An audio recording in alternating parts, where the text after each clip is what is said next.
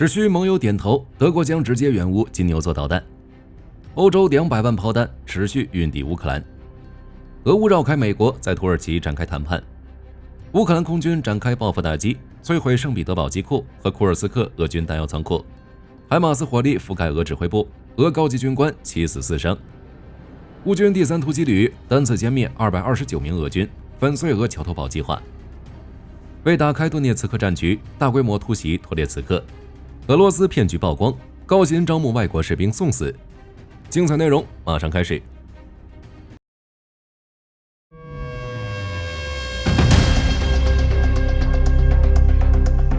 果然，要想真正实现公正持久的和平，还要看欧洲，欧洲则要看德国。4月14日，路透社报道称，德国后任总理梅尔茨在俄军集束导弹袭击乌克兰苏梅市后表示，如果盟友同意，德国愿意向乌克兰运送金牛座导弹。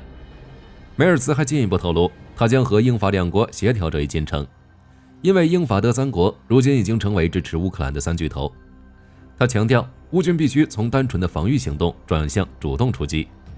金牛座导弹抵达乌克兰有哪些好处呢？目前乌军使用的远程导弹主要是英法援助的暴风阴影和斯卡普1级导弹，但他们受到美国方面的技术限制，随时可能会被特朗普切断。而金牛座的到来将有效缓解这一切，并且金牛座导弹的威力也相对较大，将给乌克兰的远程打击能力带来质的突破，可以有效摧毁俄军目标，甚至彻底摧毁科什大桥。更值得注意的是，在欧洲技术的支持下，乌军自研的海王星导弹也完成了现代化升级。不知道等金牛座抵达后，科什大桥顶不顶得住这2款导弹的联合打击。面对梅尔茨的声明，俄罗斯坐不住了，再次对德国发出威胁。其安全委员副主席梅德韦杰夫称，希望梅尔茨3思而行。显然，俄罗斯又画下了红线。只不过俄罗斯的红线都够织地毯了，再多这一条也无妨。欧洲方面，4月14日，欧洲外长在卢森堡举行了外交事务理事会会议。会议期间，欧洲外长们纷纷对德国向乌克兰部署金牛座导弹的提议表示欢迎。同时，欧洲外长们讨论了对乌克兰的安全保障和对俄罗斯的第17项制裁。欧盟外交负责人卡拉斯宣布，他们为乌克兰发起的炮弹协议已经完成2/3，已为乌军筹集到了200万发的炮弹，他们将能有效支援前线。卡拉斯称，我们必须采取更多行动，确保乌克兰能够自卫，避免伤亡。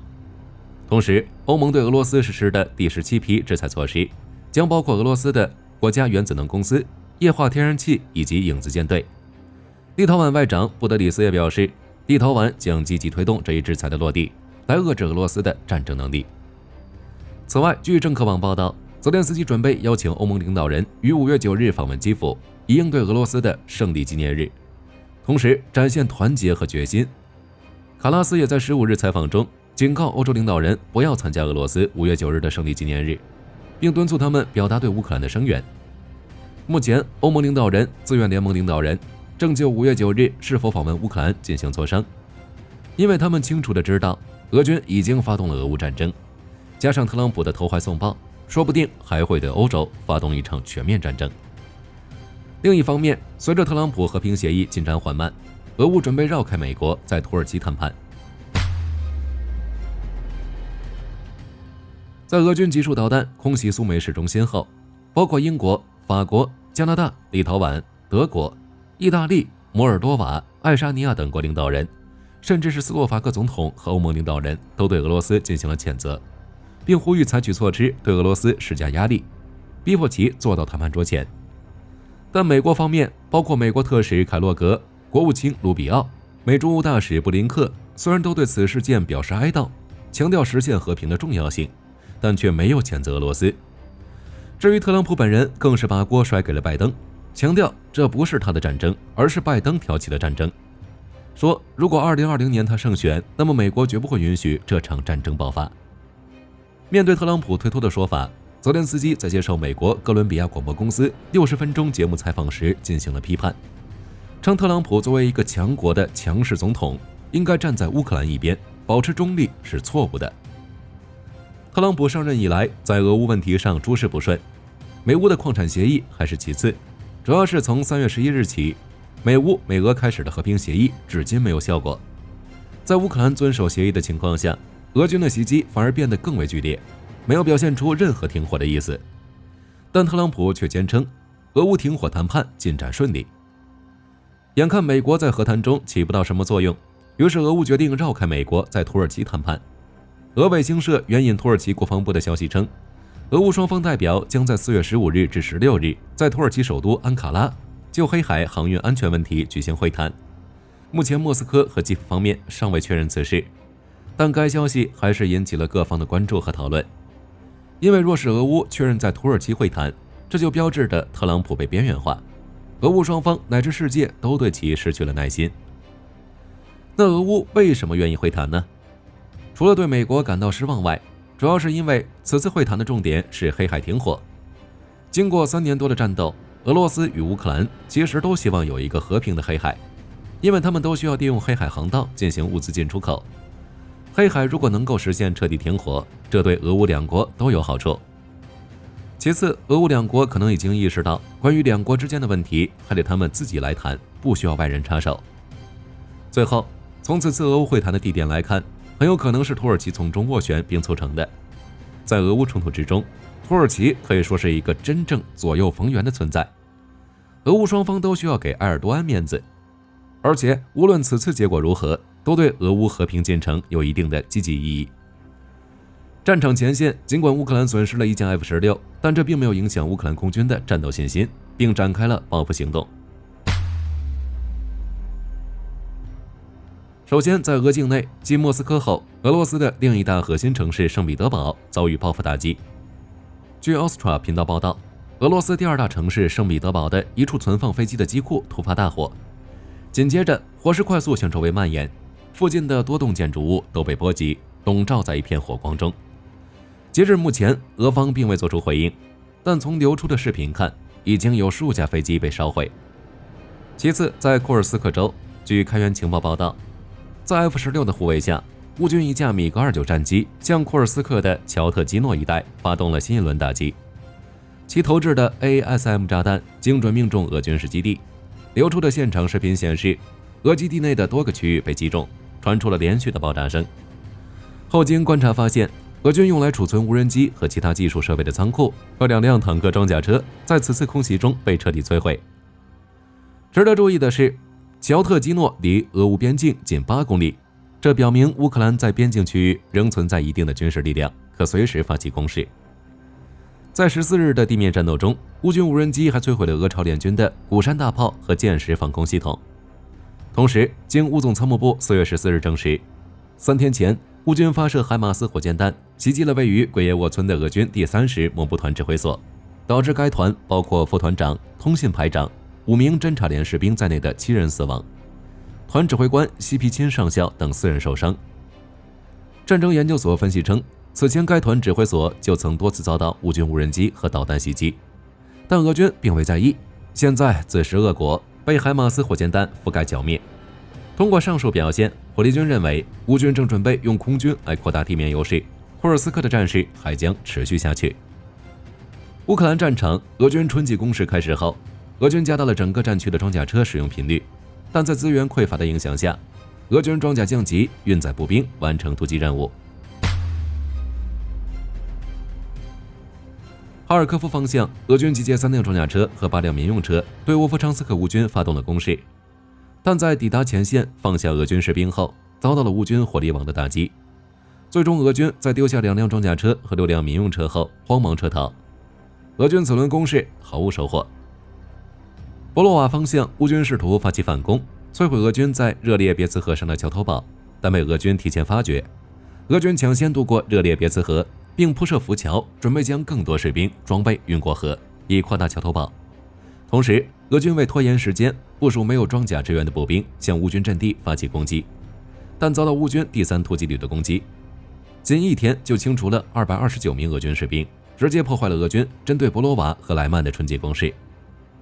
据统计，在过去1周，俄军在博罗瓦方向损失446名士兵、16门火炮、数十辆装甲车、卡车以及10座临时桥梁，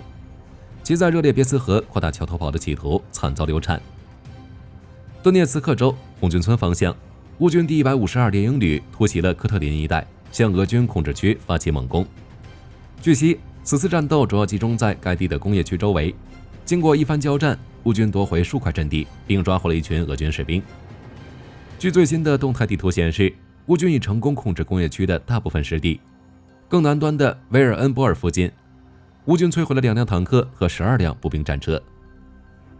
而俄军在抵抗乌军反击的同时，对舍普琴科和辛帕夫利夫卡的乌军发起了大规模机械化攻势。战斗中，俄军都是先以一波摩托车冲锋来快速抵达乌军阵地，后面紧跟10到20辆装甲车组成的冲锋集群。但战斗至今，俄军仍没有取得有效进展。总而言之，红军村的一些据点争夺还呈现出反复易手的状况。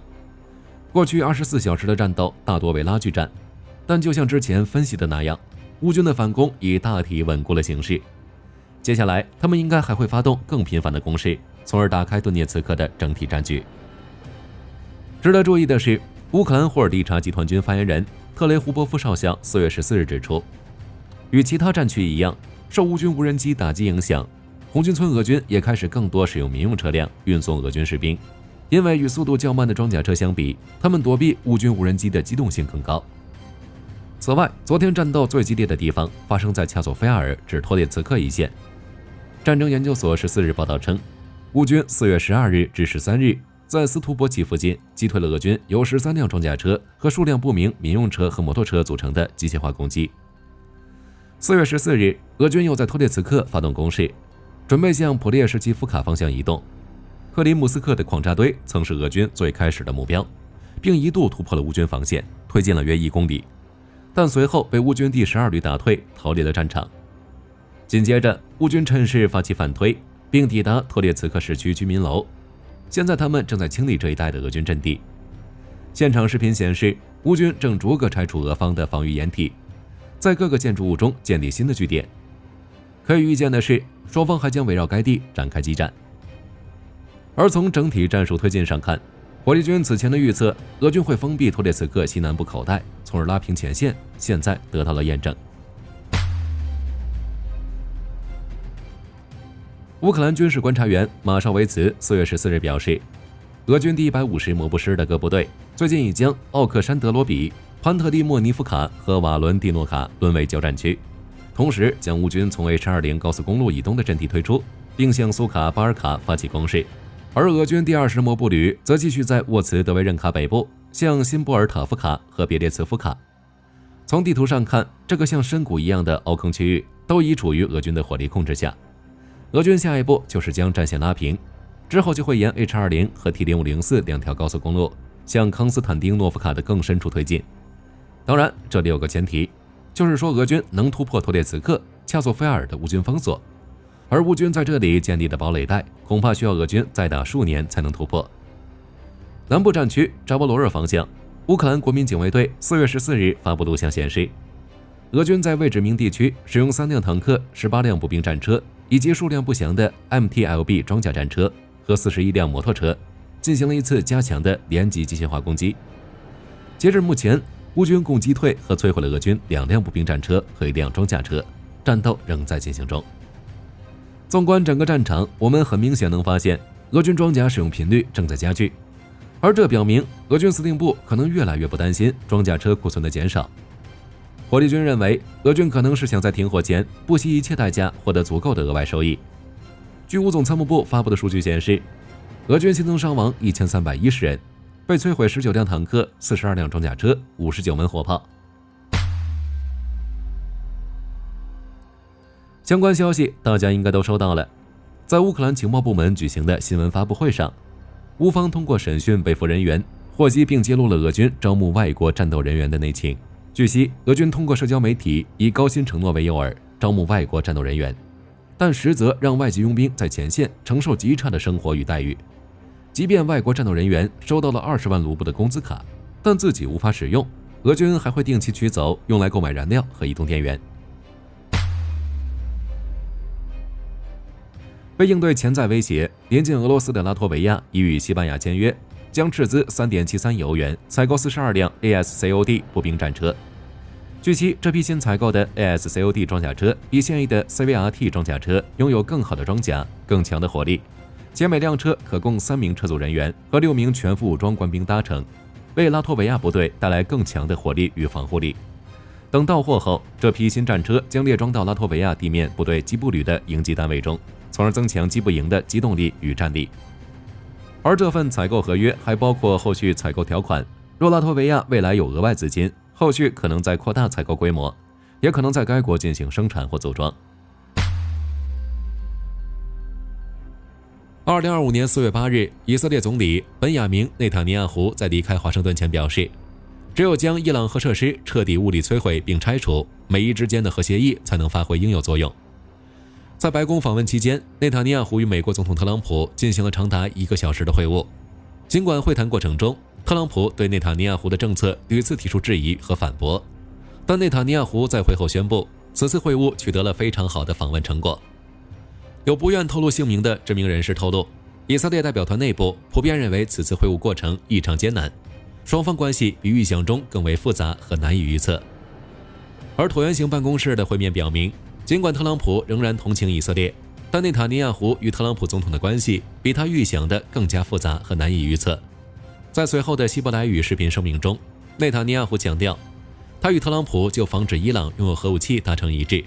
认为这一目标能通过类似2003年美军在利比亚采取的核裁军模式实现。当时美军直接进入利比亚，摧毁了核设施，拆除了所有关键设备。这一模式被内塔尼亚胡视为阻止伊朗核计划的最佳途径。长期以来，内塔尼亚胡一直主张以军事施压作为遏制伊朗核野心的重要手段。去年，以色列曾对伊朗发动袭击，虽然此次行动并未针对伊朗核设施，但外界普遍认为，以色列在打击深埋地下的核目标时，仍可能需要美国的军事援助。而在当前复杂的美伊关系中，特朗普与内塔尼亚胡的互动也日益显露出微妙的矛盾。就在上周，在特朗普宣称解放日准备对全球商品征收关税的前夕，以色列率先宣布取消对美国商品征税。尽管这一举措未能使以色列免受17%关税的影响，在被问及是否会调整对以色列的关税政策时，特朗普强调，美国每年对以色列的援助金额高达40亿美元，似乎暗示以色列已从中受益良多。对此，内塔尼亚胡表示，他致力于逐步消除对美贸易逆差，认为这是对美国长期援助的一种回报。自2023年10月7日以色列与哈马斯开战以来，美国已通过立法向以色列提供至少125亿美元的直接军事援助。据布朗大学的一份报告显示，以色列在此期间共获得了179亿美元的美国军事支持。总体来看，此次会晤暴露了美以关系中的多重复杂性，双方在伊朗核问题、贸易摩擦以及地区安全问题上存在诸多分歧，而内塔尼亚胡则力图通过强硬的政策和务实的对话，寻求在复杂的国际形势中维护以色列的安全利益和战略主动权。海鲲潜艇2月28日于建造干坞内完成清测试验以及准潜航试验等工项，并服役至测试码头，将进行后续主机调教与稀薄试车等测试。目前测试报告已秉承给司令部审核，预计本月下旬即可进入 SAT 海试阶段。据消息人士透露，海试阶段将在10月下旬进行，其中最关键的项目是发射操雷。海船公司表示有信心达到合约规范要求标准，达成交建目标。根据媒体报道，日本海自第11艘30 FFM 型护卫舰已经安装在 MT-30 燃气轮机，整体建造进度已经过半，预计再有3个月就能建成下水。作为日本新型护卫舰，30 FFM 型护卫舰标准排水量3900吨，满载排水量5500吨，首舰于2021年3月完成下水，2024年12月下水10号舰，算上建造过半的11号舰，不到4年半的时间，下水11艘同一型号的5000吨级战舰。此外，预计从第13艘开始，日本海自30 FFM 改进型护卫舰就要进行大改升级了，预计标准排水量会增加到4800吨。好了，本期节目到这里就结束了。大家认为5月9日俄军会全面入侵欧洲吗？还知道俄罗斯哪些骗局？欢迎在评论区留言讨论。我是火力军，下期再见。